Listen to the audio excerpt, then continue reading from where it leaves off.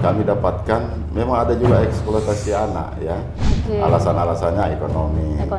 Alasannya seperti ini, tidak mampu, tidak apa. Itu yang terjadi selama ini, yang kita lihat selama ini, semakin kesini semakin banyaknya anak jalanan yang ada di jalanan. Per kemarin itu 204 yang sudah terjadi.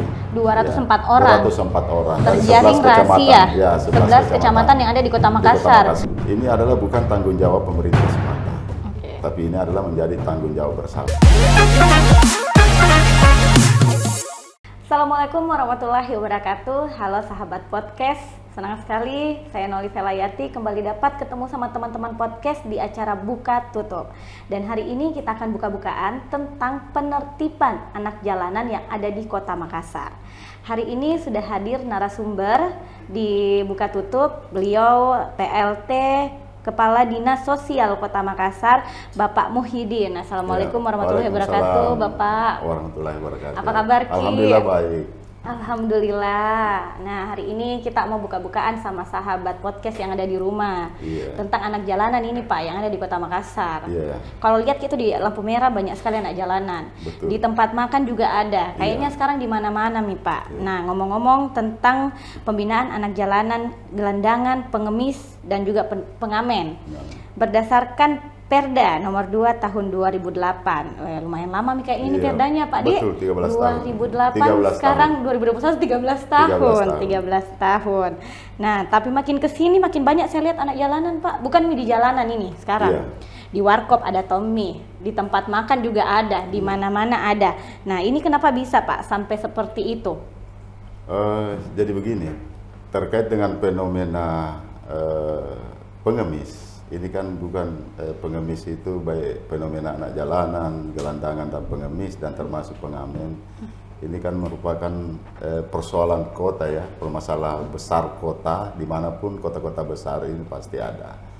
Nah tentu kalau kita melihat seperti di Kota Makassar, itu kita kan melihat substansi permasalahannya itu disebabkan karena kebanyakan adalah dipengaruhi oleh urban ya, terkait urban dari daerah. Tentunya kan dari desa ke sini ini menganggap bahwa di kota itu akan mudah mendapatkan pencaharian, mungkin seperti ternyata karena dia memiliki kemampuan SDM atau keterampilan yang dimiliki sehingga tidak bisa bersaing, maka ya ujung-ujungnya seperti itulah. Nah, itu kan jadinya ya, seperti itu. Ini kita lari ke situ dulu.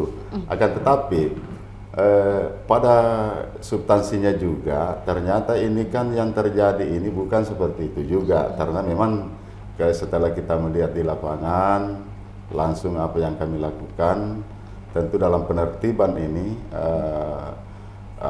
kami dapatkan memang ada juga eksploitasi anak ya, ada eksploitasi anak. Contohnya salah satunya begini. Eksploitasi itu orang tuanya sendiri kan, orang tuanya langsung yang menyuruh anaknya sendiri yang menyuruh anaknya yang turun. Alasannya ekonomi. Alasannya seperti ini, tidak mampu, tidak apa. Nah tentu inilah yang kami lakukan dan tentu dalam pelaksanaannya ini jadi penertiban anjal ini di Kota Makassar kami rubah pola metode seperti apa yang kami dilakukan sebelumnya. Tadi kita bilang kalau salah satu alasannya karena disuruh sama orang tuanya. Langsung orang tuanya yang menyuruh. Salah satu. Salah satunya itu. Jadi alasannya itu anak-anak banyak di jalan mengemis atau berkedok menjual tisu itu karena orang tuanya menyuruh. Nah, bagaimana dinas sosial itu, Pak, menyikapi hal-hal seperti itu? Jadi begini. Jadi kami pertama dulu kami melakukan ini terkait dengan dalam penertiban ini kan ada beberapa unsur yang terlibat. Dalam penertiban anjal ini adalah utamanya ini Satpol PP dengan kepolisian. Itu 3 unsur. Nah tentu metode yang kami lakukan ini yang saya sampaikan kepada seluruh masyarakat bahwa kenapa di sini belum. Jadi kita bukan per titik. Kalau dulu kan per titik. Per titik dulunya. Jadi kalau sekarang metodenya seperti apa yang dilakukan dinas sosial? Jadi per kita wilayah. Per kecamatan. Pertama kemarin per 21 September kami memulai melakukan, karena ini karena pandemi sempat terputus kan. Ini pandemi kemarin. Terkait dengan itu juga karena kemarin ini BKO ya kan ada kan di Satpol PP yang di BKO kan di kantor, tentu kan dengan adanya pandemi sehingga ada Satgas Raika sehingga dia tarik. Ini kan fokus dulu kemarin ini untuk mengurai kerumunan terkait penanganan pandemi.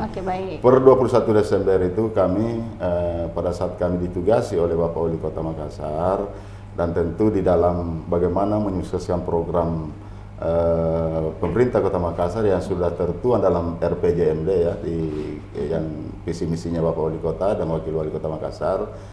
Salah satunya adalah program Jaga Yanata. Jaga Yanata. Salah satunya di situ, bagian daripada situ leading sektornya adalah pemberdayaan perempuan, dan kami adalah sebagai SKPD pendukung, dan tentu terkait dengan persoalan anak jalanan tentu larinya dulu ke sosial. Ke sosial. Karena sosial itu adalah disitulah kami melakukan penertiban. Setelah Satpol PP melakukan penertiban, kami pihak Dinas Sosial itu melakukan pendampingan dan pembinaan melalui asesmen. Oke, tapi yang terjadi selama ini, yang kita lihat selama ini, semakin kesini semakin banyaknya anak jalanan yang ada di jalanan, entah itu di jalanan, entah itu di rumah makan, dimanapun. Balik lagi, kita pasti bertanyanya ke dinas sosial, kemana ini dinas sosial, kerja jika ini dinas sosial atau tidak. Nah, seperti apa itu kita Pak menyikapi kalau ada hal-hal seperti itu? Ada hal seperti itu. Jadi pada prinsip begini, terkait dengan penanganan anak jalanan, itu sebenarnya saya katakan begini, saya tidak bicara dulu dinas sosial, saya bicara umum dulu. Umum dulu, oke. Artinya begini, kalau berbicara dengan persoalan fenomena anak jalanan, gelandangan dan pengamen ini, tentu kita kan begini, ini adalah bukan tanggung jawab pemerintah semata, tapi ini adalah menjadi tanggung jawab bersama. Itu yang perlu kita garis bawahi dulu. Jadi bukan cuma pemerintah, bukan cuma dinas sosial, semuanya bertanggung jawab. Nah, terkait dengan hal ini, kan kami katakan bahwa setelah kami melakukan dan kami coba membuka, ternyata di Kota Makassar sudah lahir Perda. Ya. Sudah ada Perdanya. Ada Perda. Sudah lumayan lama. Sudah punya lama 13 tahun Perda tentang pembinaan. Dan bahkan tahun 2017 sudah ada perwalinya. Sudah ada perwalinya. Sudah ada perwalinya. Jadi apanya lagi ini? Jadi begini. Jadi apa Mami ini Pak? Karena Perda ada nih, perwali ada nih. Tentu tinggal kan, actionnya Mami. Ya betul. Seperti apa minta actionnya? Yang actionnya seperti ini kan begini. Tentu kita bagaimana mengimplementasikan atau bagaimana penegakan Perda ini atau melaksanakan Perda ini. Tentu kami pertama adalah bagaimana mensosialisasikan. Di samping juga kita melakukan pembinaan dengan sesuai apa yang ada di Perda, karena di sini kan kita mengedepankan hak asasi manusianya. Tentu kan ada hak dan asasi, tidak langsung ke situ. Ini kan dalam bentuk edukasi, himbauan terkait bahwa apabila kita melakukan ini, itu kan bagian daripada bagian dari pasal-pasal yang ada di Pemda. Tapi apa yang kita harus lakukan dulu kan tentu ada asas-asasnya semua, tujuannya apa. Nah, tentu dulu adalah bagaimana bagaimana pencegahannya, bagaimana pembinaannya. Tentu kan ini yang kami lakukan tadi. Tentu pembinaan. Nah, salah satunya adalah kita melakukan pendataan. Nah, tentu juga karena kami dinas sosial perlu kami sampaikan, kan bertanya, kalau ini sudah hasilnya seperti apa? Ya, hasil asesmennya nanti memang tidak semua hasil asesmen itu adalah kita rujuk ke rumah singgah. Kan kami punya rumah singgah. Punya rumah singgah. Rumah singgah itu yang diperuntukkan untuk? Ini jadi semua. Jadi ini ke persoalan Anjali ini setelah kita razia ya, kita patroli, bukan saja anak jalanan. Karena di situ termasuk ODGJ ya, orang dengan gangguan jiwa.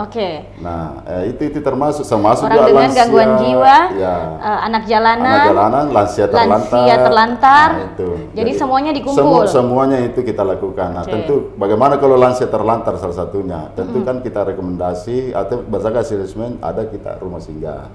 Dari situlah kita dulu langsung melakukan asesmen pendampingan. Di situ kalau diperwalikan maksimal 10 hari. Nah, kita lagi tampung, dan kita ini apa dilakukan dinas sosial, tentu kita adalah melakukan pendampingan. Kalau lansia tadi ini tentu kita akan melihat ini daerah mana. Nah, ini kita sudah banyak kita lakukan, dan ini perlu diketahui masyarakat. Dan alhamdulillah terakhir kemarin ada lansia terlantar, kita dapatkan itu kita alhamdulillah 3 hari itu laporan lurah wala-wala ya, itu dia buang-buang air itu mengotori atau apa ya di kantor lurah. Nah, salah satu itu kan masuknya ke kami. Nah, tentu kami bertindak, dan saya perintahkan saya punya satgas untuk menjemput mereka. Kemudian kita di kantor kita melakukan asesmen, dan 3 hari kita ganti pakaiannya. Kita artinya rawat selayaknya lah sebagai orang tua kita.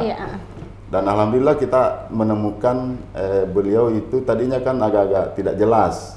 Waktu kita pertama masuk, artinya kalau aslinya lari ke kanan, lari ke kiri, tidak jelas. Tapi alhamdulillah 3 hari kita menemukan jati dirinya. Dia menyebutkan bahwa dia adalah orang dari Jeneponto. Akhirnya mau membuka identitasnya. Jadi artinya bukan berarti tidak membuka, karena ini kan perlu pendekatan. Karena ini kan dari pengaruh stres tadi ya. Karena saya lihat di sini, ini pengaruh tekanan, ada stres, mungkin ada yang terpikirkan.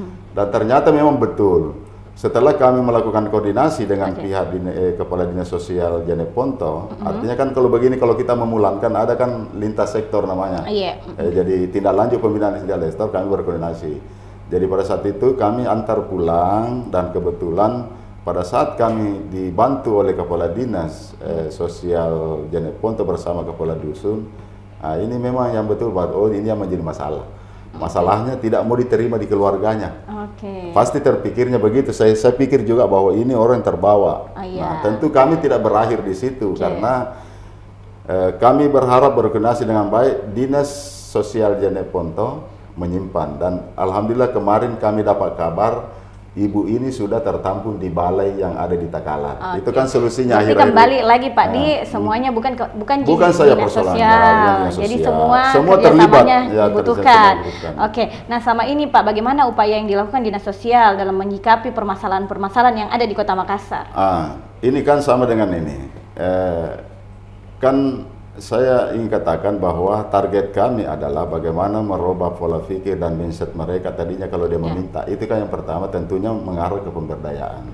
Bagaimana memberdayakan mereka, bagaimana melakukan pendampingan kepada mereka sampai karena kami berpikir bahwa kalau kita mau berbicara output, per kemarin itu 204 yang sudah terjaring. 204 orang. 204 orang. Terjaring rahasia. 11 kecamatan yang ada di Kota Makassar. Luar biasa. Bagaimana tidak banyak di jalan. Jadi 200 ini baru September loh, ini baru September. Belum kami yang sebelumnya kami datangnya. Ini September September per tanggal kemarin. Bagaimana upaya-upaya itu Pak? Dan menertibkan 204 orang itu. Kalau di dalam ini kan tidak semua bahwa panti itu tidak menyelesaikan persoalan, iya kan? Itu kan akhir daripada itu tempat pembinaan saja. Tetapi kan ada namanya pada saat kita asesmen kan tidak perlu juga masuk panti. Tetapi ini nanti yang kami lakukan. Makanya pendataannya di situ kami lakukan.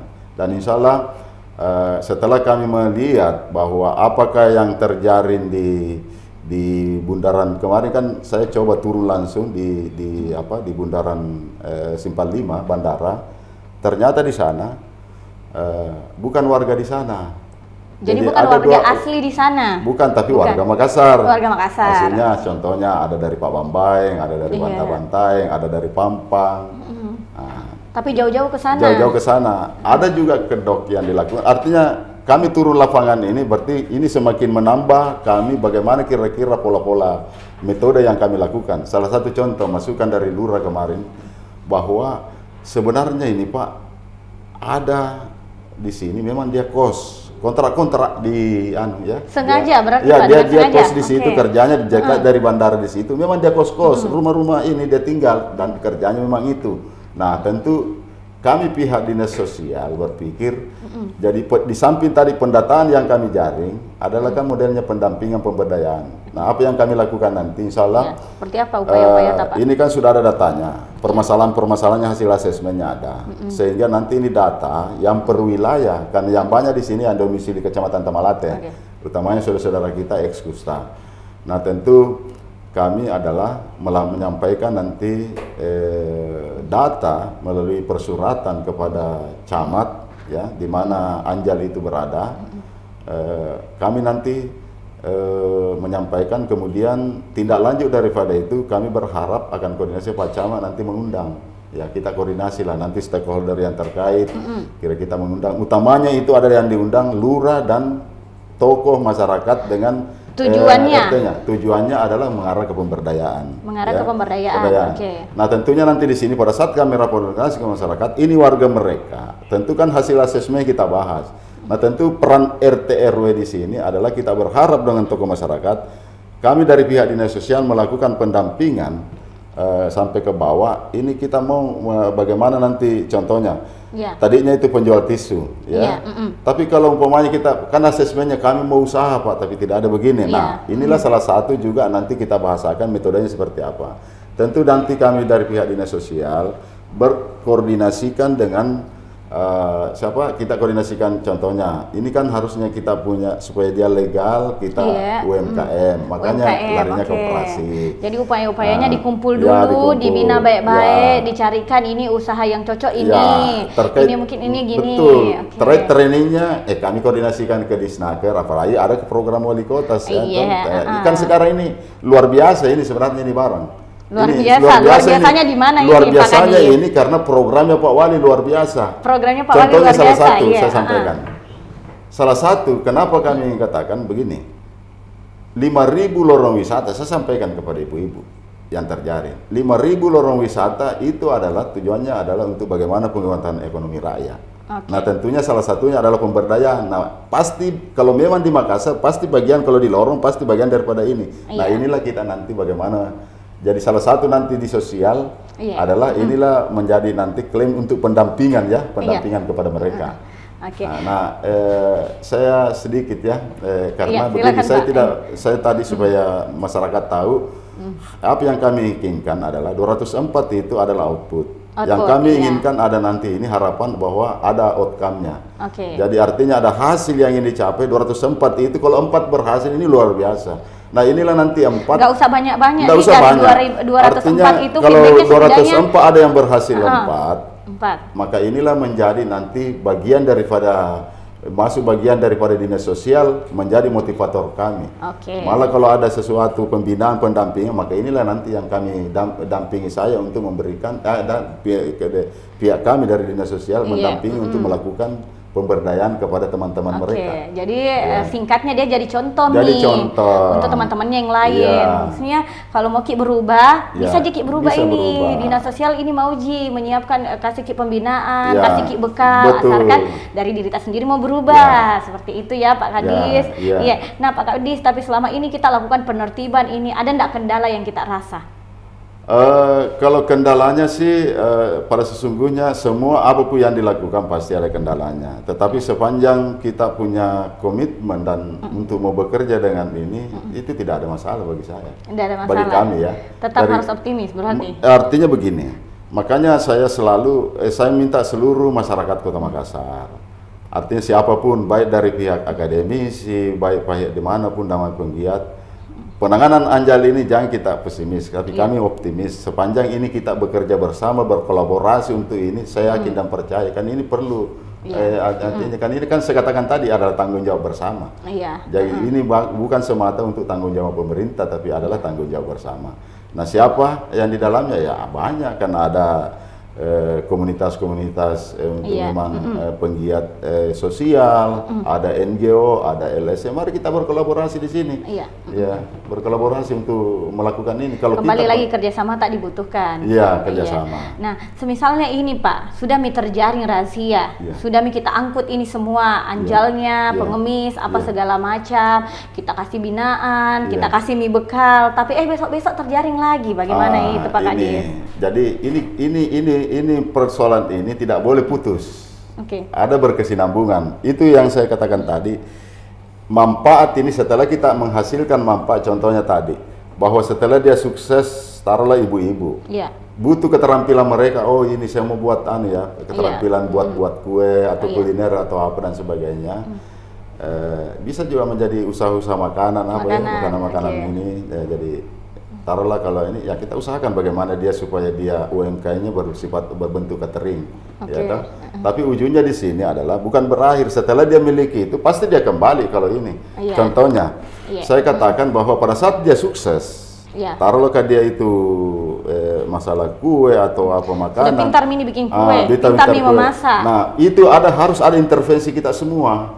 Artinya kita bantu mereka mau dipasarkan kemana. Kalau kita di pemerintah ya contohnya Iya. Ini sudah ada konsumsi. Kalau kelurahan nanti di RT-nya itu mau ada Iya. acara, tidak usah ke Donadoni atau apa ya. Oke. Saya mau maaf, saya menyebut Donadoni, tapi tidak usah ke yang besar-besar. Oke, Karena ini kan UMKM ini yang mau Oke. dibesarkan, yang kita mau berdayakan. Jadi kita dukung nih UMKM yang ada, Iya, UMKM karena yang sudah ada. dibekali nih. Sudah iya, dibekali, akhirnya nanti kan sifat kemandirian, biarkan mereka dulu, tapi memang perlu intervensi. Iya, jadi kembali lagi tahu, jangan semuanya dibebankan ke dinas Dibebankan ke sosial. sosial. Tapi semua ini menjadi tanggung jawab kita Menjadi bersama. tanggung sama. Iya, dinas sosial cuman menertibkan, membina.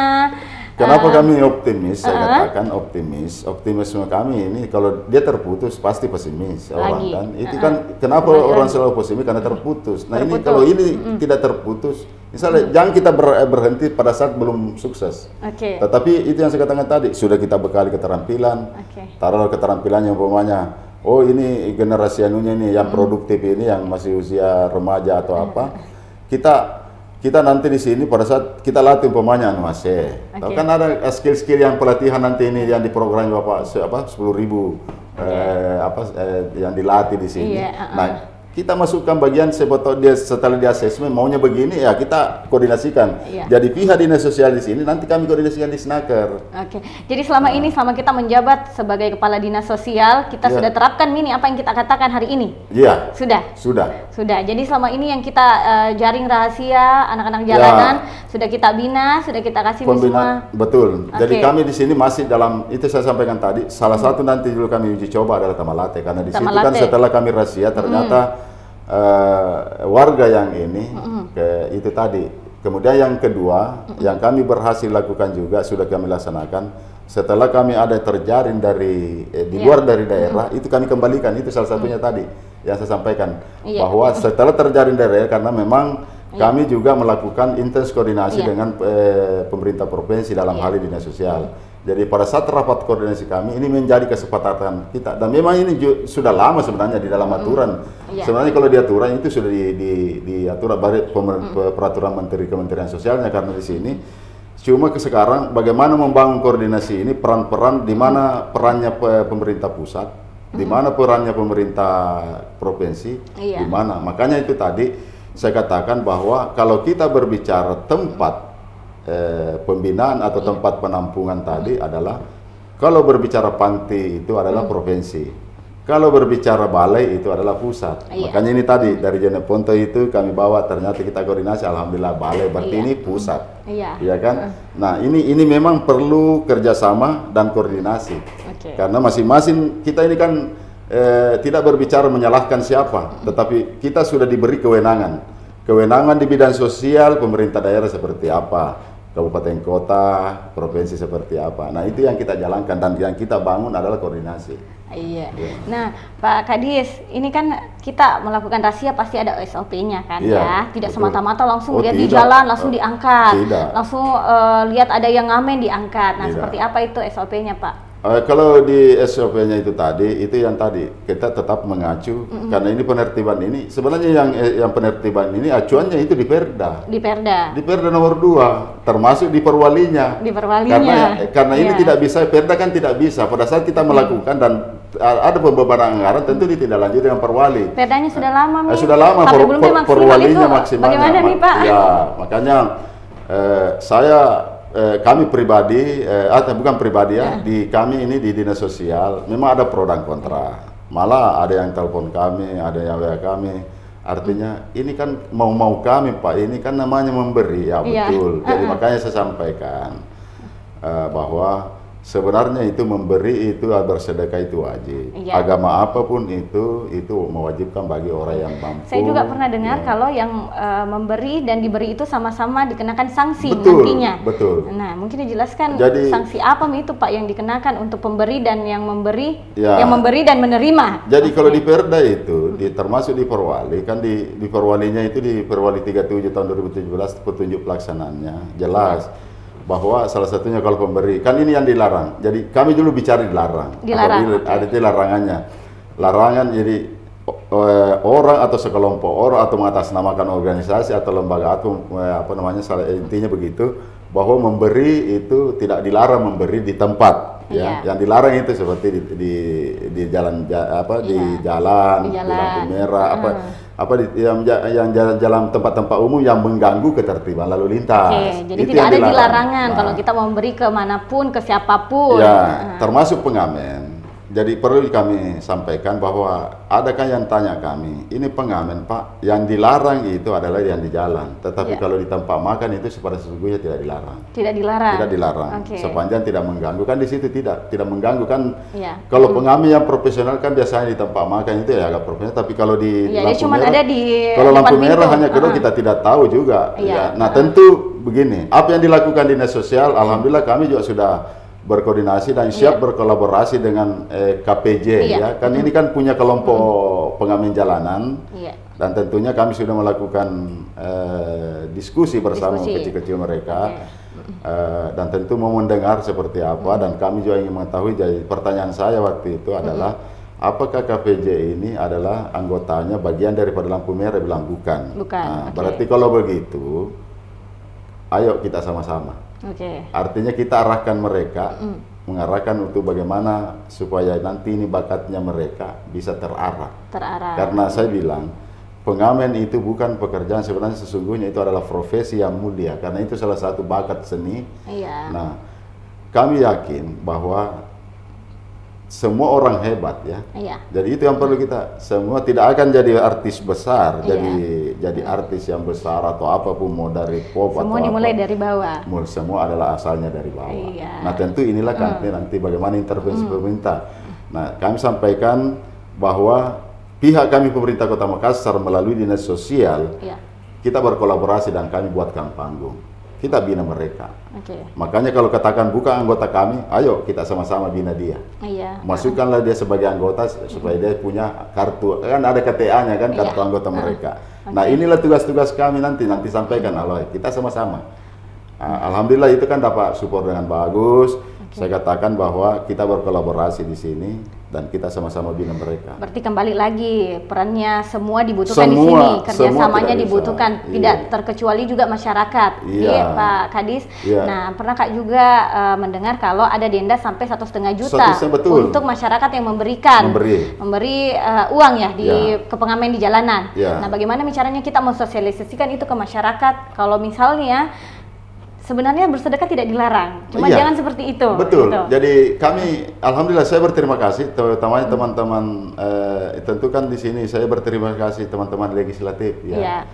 Artinya bukan berarti pada saat kami ada, Iya. tetapi kami coba membuka. Oke. Waktu kami diberi tugas di dinas, kami mencoba membuka. Jadi membuka ini akhirnya sekarang perhatian DPRD Kota Makassar ini kan disosialisasikan, jadi membantu kami juga mensosialisasikan. Oke. Semua anggota DPR ini adalah di dapilnya, ini kan bentuk sosialisasi ke masyarakat. Oke. Nah, kemudian terkait dengan apa yang kami lakukan, kemarin ini sebenarnya kita ini masih tahap sosialisasi. Bukan tujuan kami adalah sanksi, tetapi ini adalah sifatnya himbauan, kita berharap.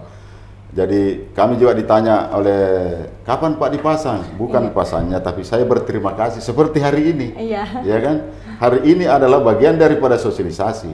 Kalau kami pasang mungkin orang Makassar yang lihat. Iya. Tapi hari ini siapapun nanti yang menonton, Semuanya pasti bisa dia lihat. katakan, "Woi, hati-hati kalau di Makassar karena kalau memberi nanti ada begini." ada kata sanksinya. kuncinya saya bilang begini. 3 bulan berhasil sosialisasi kami, himbauan kami tidak ada yang memberi, tidak akan turun. Kenapa ada turun? Karena ada yang memberi. Kalau Ada tidak ada yang yang memberi, berarti berhasil sosialisasi. Iya, Jadi kita harapkan edukasinya dulu lah. Iya. Bagaimana mensosialisasikan perda ini, tapi jangan kita selalu tekan, Makassar ini di mana rasa kemanusiaannya, masa kita yang memberi, kita kita Tommy Padahal kasih kita bukan, Tommy yang didenda bukan. gitu. Kalau mau memberi, Iya. silakan ke panti asuhan, ke tempat Iya. ibadah, atau orang-orang fakir miskin yang memang butuh untuk uluran tangan bagi kita. Iya, Ini salah satu kasus. Saya sendiri menyaksikan sendiri. Karena saya juga ini tidak, artinya di samping itu harus ada pengalaman ini. Saya harus terjun karena saya tidak mau berbicara sesuai dengan apa yang saya tidak lihat, Iya, apa yang betul saya sekali, lihat. Pak Kadis. Iya. Ini hari kan sebenarnya ini hari, ya mungkin pengaruh Jumat Berkah. Tapi salah tempatnya, Iya. karena masih ada Jumat Berkahnya di jalan. Makanya itu kenapa banyak di jalan, karena ini akibat ini ya memburu Jumat Berkah. Iya. Salah satu contoh di Taman Segitiga. Waktu itu kami coba melihat, ada ibu-ibu ini bawa makanan. Jadi ini kan berjejer. Jadi saya suruh ibu, bisa enggak kita bawa ke tempat ibadah atau tempat panti asuhan saja atau orang antar langsung. Oh iya kan ini mau saya bilang kan begini Bu, ibu membagi ada yang potong. Nah ini kalau saya menurut saya kalau itu yang saya bilang memberi diam-diam itu bersedekah memberi secara diam. Ketika itu tangan kanan lebih baik. memberi, tangan kiri nggak usah Nggak usah tahu. Jadi kalau ini kan bukan berarti saya tidak bicara itu Allah yang maha tahu kan tentang pahalanya. Tetapi kalau mau diposting jangan sampai wah kita ini buang-buang energi ini apakah ada pahala atau tidak. Lebih bagus kalau ke tempat ibadah kan kalau mau juga berkah simpan saja di panitia masjid. Ini dari mana? Nggak usah Pak ini makanan untuk apa atau dibagi. Nggak usah tahu bahwa siapa yang memberi. Nah, kan kita berharap begitulah. Kalaupun memang jangan di jalan. Karena ini sudah terbiasa. Dan kami juga meminta kepada seluruh masyarakat Kota Makassar, utamanya yang eksploitasi. Saya sudah sampaikan kepada masyarakat, ini kalau di dalam perwali, dalam perda itu bentuk apapun nanti bukti-bukti, dan bisa kita laporkan langsung ke polisi, pidananya kan. Kalau kita memang melihat, bisa kita lihat, bisa kita tangkap, sebetulnya kan ada yang terjadi begini. Ini kan menurut laporan masyarakat dan itu memang betul ya, tapi kami yang belum karena belum ada kami dapatkan. Tetapi orang sebagian masyarakat menyampaikan bahwa ada itu Pak mobil box biasa itu diangkut-angkut anak. Nah, itu begitu kan dia simpan begini. Nah, jadi kami juga melalui media ini karena kita berbicara edukasi ya. Kami meminta ya mungkin nanti siaran-siaran televisi saya bilang itu sinetron itu yang kan ada sinetron itu yang biasa eksploitasi anak, tidak usah disiarkan yang begitu kan menjadi edukasi. Saya juga artinya agak keberatan juga ya, bukan berarti tidak setuju, tetapi saya anggap bahwa ini juga tidak bagus. Jadi hal-hal yang sifatnya, jadi mungkin melalui media-media, mudah-mudahan saya berterima kasih ini bagian dari sosialisasi. Jangan kita melihat sanksi, tapi insya Allah kalau kami sudah melakukan sosialisasi masih ada ya kita tetap. Pokoknya balik lagi kerjasama semua dibutuhkan tanpa terkecuali mau masyarakat, mau dinas ini, mau dinas itu, dinas sosial, pokoknya semuanya dibutuhkan. Nah, Pak Kadis, ini kan dinas sosial bukan cuma mengurusi anak jalanan, ada bantuan sosial lain yang banyak dia mengurusi juga. Nah, tentang bansos bagi masyarakat yang terdampak PPKM level 4, janjinya Pak Wali Kota Makassar kan ada 100.000 paket yang akan disalurkan ke masyarakat. Nah, realisasinya berapa itu Pak Kadis? Kalau kemarin hanya 60 berapa ya 60.498 ya mudah-mudahan saya tidak salah ini karena yang 60 masih ada yang tersisa kemarin 29 ya 29 lebih 29 lebih hampir 30.000 lah. Hampir 30.000. Jadi kurang 70.000. Nah, persoalannya kan kemarin level ini kan menyangkut kedaruratan. Nah, kita melakukan tahap awal kemarin kan ini level ini kan tidak level 4 kemarin kan kita tidak bisa prediksi apakah level 4 terus atau tidak. Jadi pada saat kita melakukan bansos pertama itu kita melakukan pendataan minta data dari RT RW. Nah, tentu kalau kita mau menunggu 100.000-nya bisa-bisa ini tidak tersalurkan apalagi sudah level 2. Maka itulah keputusan kemarin kita bansos pertama disalurkan dulu dengan data yang sudah diverifikasi. Verifikasinya di situ adalah tentu berharap kita sampaikan ini kan kalau umpamanya penerima PKH bantuan dari pusat itu tidak sudah kan ada aplikasi memang yang kita buat. Nah, itulah. Nah, bukan berarti bahwa pemerintah menghentikan menstopkan, tapi karena persoalannya di sini kan kita ini bukan merujuk kepada undang-undang darurat tetapi merujuk kepada Emendagrinya. Emendagrinya kan terjadi pelonggaran. Kemarin kan memang level 4 itu kan tidak aktivitas warga tidak bisa. Sehingga itu kita lakukan. Pada saat level 2 tentu kan di situ ada kelonggaran dan tentu kita dalam penetapan ini kan ada bukan saja dinas sosial yang menentukan tetapi kita ada PH ya. Kita libatkan PH aparat hukum termasuk dari BPKP dan sebagainya. Jadi yang menjadi masalah kemarin di sini adalah yang tersisa kan masih ada sekitar lebih 30 hampir 30.000. 30.000. Dan itu kan masih puluhan miliar. Nah, tentu kalau kita berbicara prosesnya ini kami waktu kami melakukan pertemuan dengan pihak yang selama ini APH kami kan ini persoalannya ini persoalan pengadaannya. Nah, kalaupun jadi kendalanya di situ. Kendalanya bukan berarti tidak. Kita ini di sini. Kalau berdasarkan kalau kita berdasarkan aturan ya pengadaan barang jasa ini kan di tender.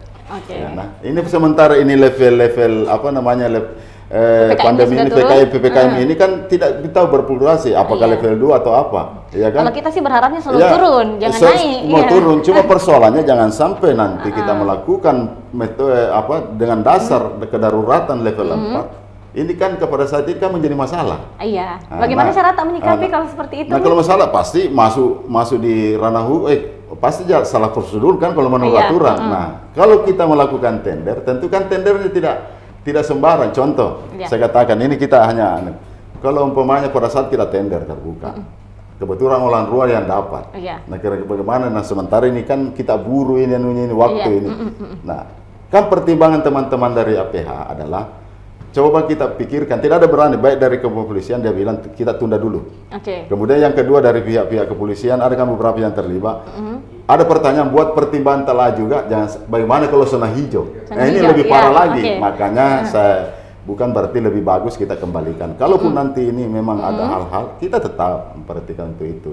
Jadi tetap Ji, 30.000-nya ini akan 30 disalurkan Ji. riba kalau disalur kayak kita dulu untuk sementara kita kembalikan dulu. Kan Oke. ini kan BTT ini kan dana BTT ini kan jelas sekali anggaran. Kalaupun memang kita kan ambil kembali, tapi Jadi kalau ada tidak kembalikan dulu ke kemana-mana. kas negara. Yang kita Kembalikan dulu ke pertanggungjawabkan negara. dulu Oke. adalah yang kita pertanggungjawabkan adalah bansos pertama, yang Iya. penyaluran pertama. Oke. Yang ini, yang sisanya kita kembalikan. Kalaupun nanti ada kedaruratan, nah itu lain lagi. Baru kan. lagi ada Baru bansos lagi kedua. Bansos kedua. Iya, oke. Seperti itu. Nah, Ya. Pak Kadis, mungkin sebelum kita menutup ada pesan-pesan untuk masyarakat Kota Makassar, silahkan yang mau disampaikan. Oh ya, pertama adalah tentu kami mengapresiasi kami mengapresiasi acara hari ini. Ini adalah bagian bentuk tentu kami dari pihak pemerintah Kota Makassar, khususnya Dinas Sosial Kota Makassar, karena terkait dengan Perda ini kami semakin banyak berdialog. Makanya saya selalu katakan,